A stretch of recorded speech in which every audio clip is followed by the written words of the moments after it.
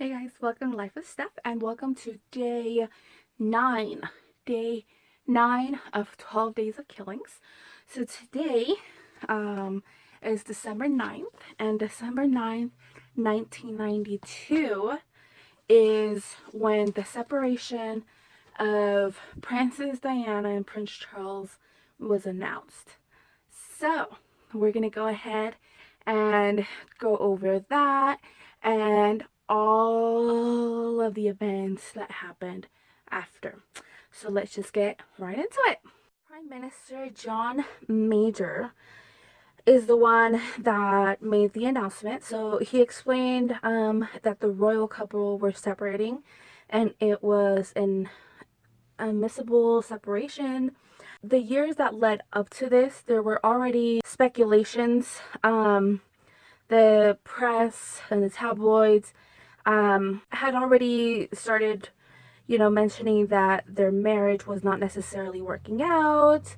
They were providing evidence that the princess and the prince were actually spending vacations apart, were no longer sharing a bedroom.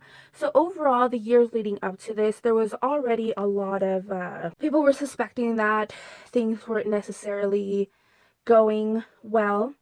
After the announcement of their separation, they did continue to carry out their royal duties. And then in August 1996, they finally reached a final agreement.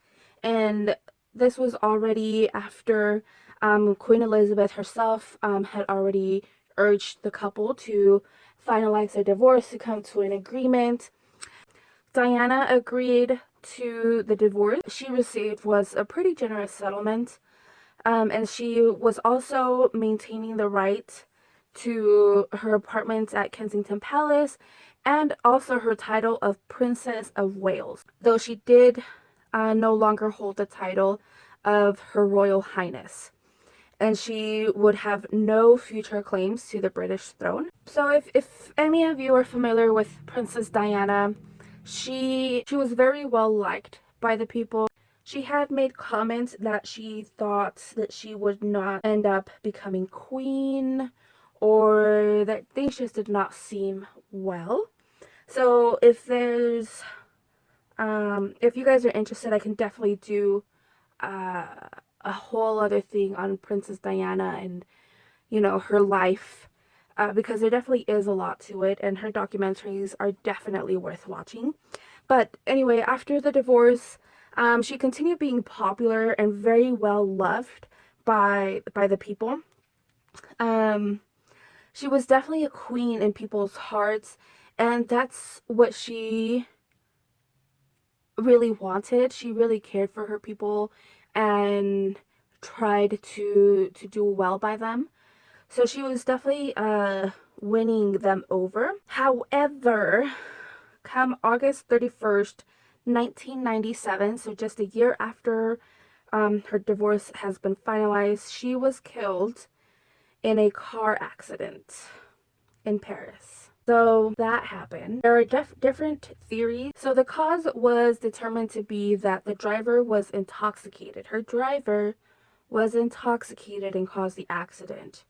And also, she was not wearing a seatbelt. Now, in this accident, her companion, Dodi Fayed, was also in this accident. Neither of them were wearing the seatbelt, so that with the intoxication, the crash, it led to the fatalities. According to Mohammed Al Fayed, who is the father of Dodi, he claimed that but she was pregnant with his child. In his opinion, that's something that they just could not accept. It was not possible that an Egyptian Muslim could potentially be the stepfather of the future King of England. So he claimed that there was a plot to kill her, and that was the reason why. Now, before the accident, there was already talk on the tabloids that Princess Diana might be pregnant. Diana herself was making comments about a big surprise. Her comments, along with like the tabloids and along with Muhammad's claims, give us the first theory. However, during the postmortem examination, there were actually no signs of pregnancy. They also did blood tests that also showed no signs of pregnancy. So overall, even like her friends claimed that there was nothing that led them to believe she might be pregnant. Her menstrual cycle was normal. She was using contraception. So she had not mentioned pregnancy itself to them.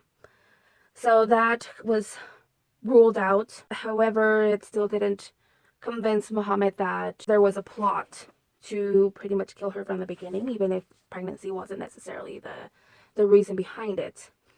Now, Diana herself actually hinted in the past that she believed she might be killed in the future. Now, she actually wrote a letter and gave it to Paul Burrell, who was actually her butler at one point, and she gave him this letter for safekeeping. Now, part of this letter reads, "I am sitting here at my desk today in October, longing for someone to hug me and encourage me to keep strong and hold my head high. This particular phase in my life is the most dangerous."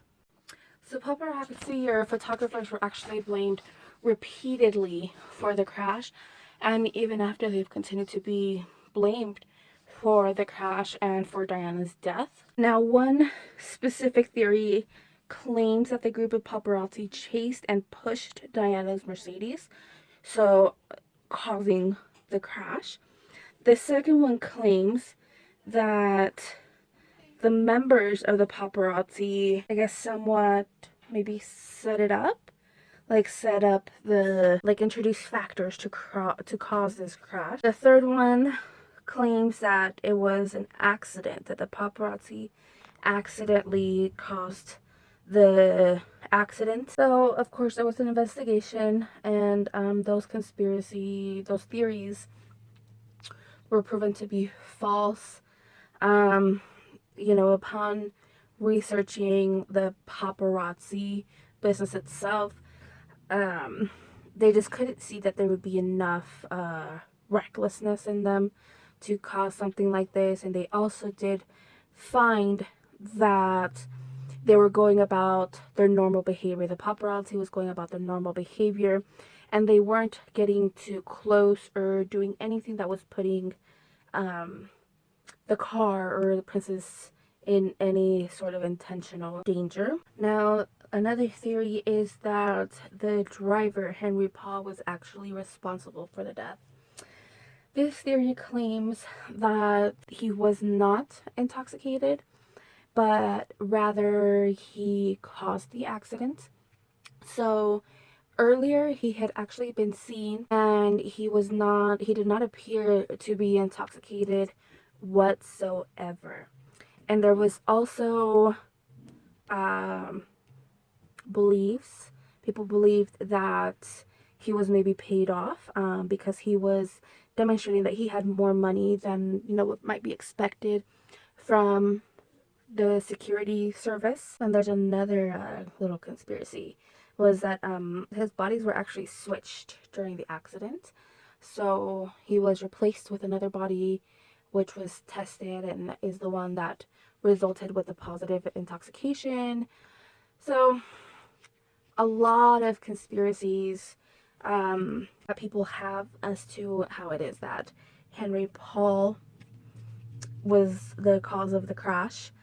But they did numerous tests on Henry's blood, and it proved time and time that he did in fact have alcohol in it. And they even repeated some of them and certified that he had actually been drinking.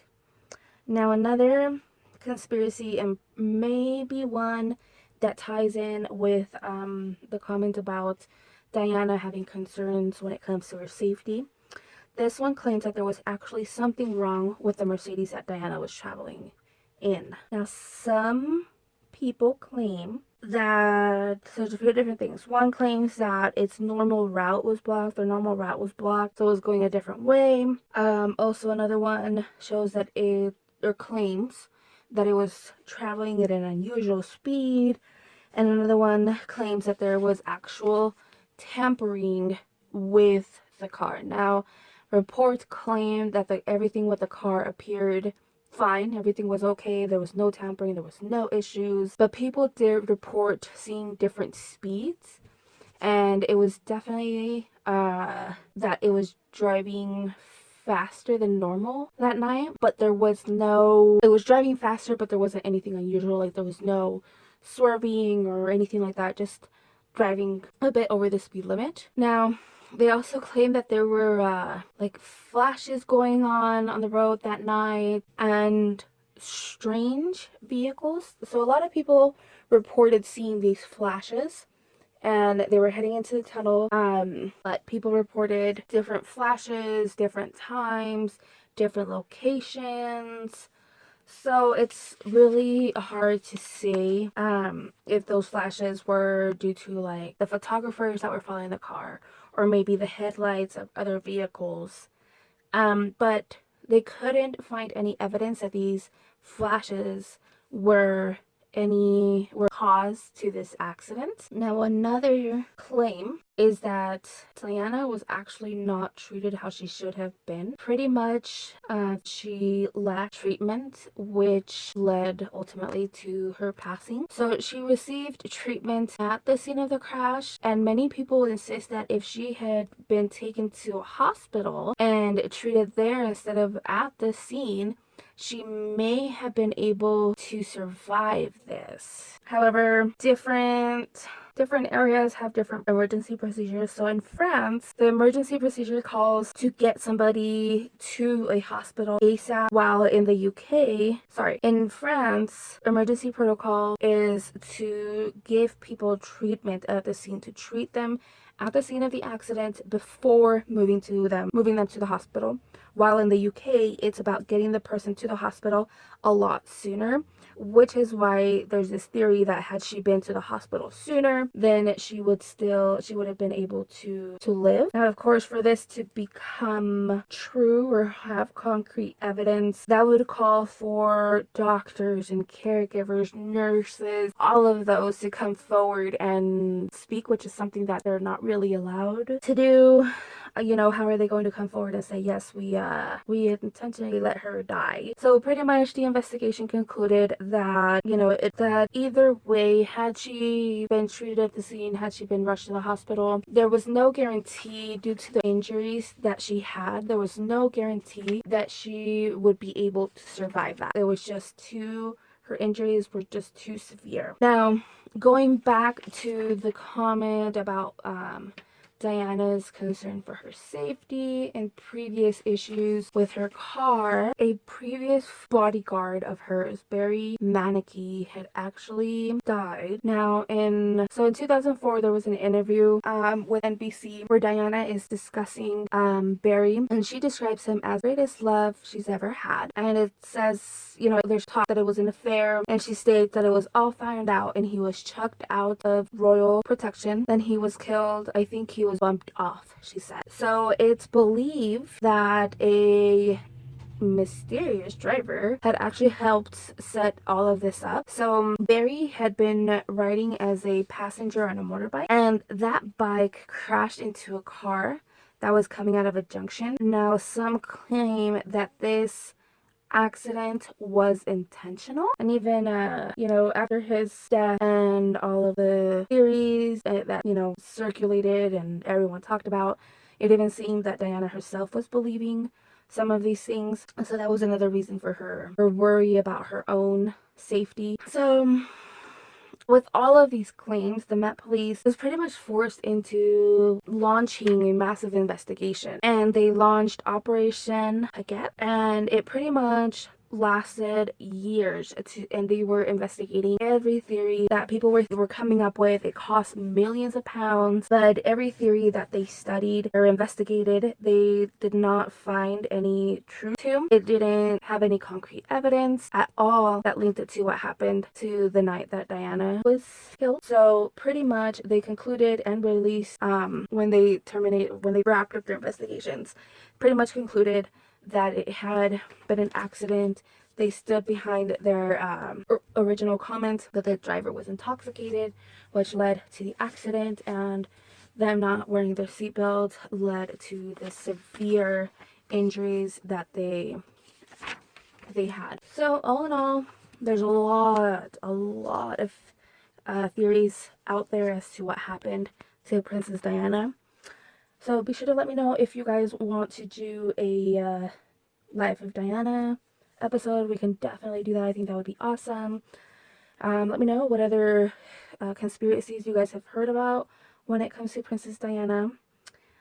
And I will see you guys on the next video. Thanks.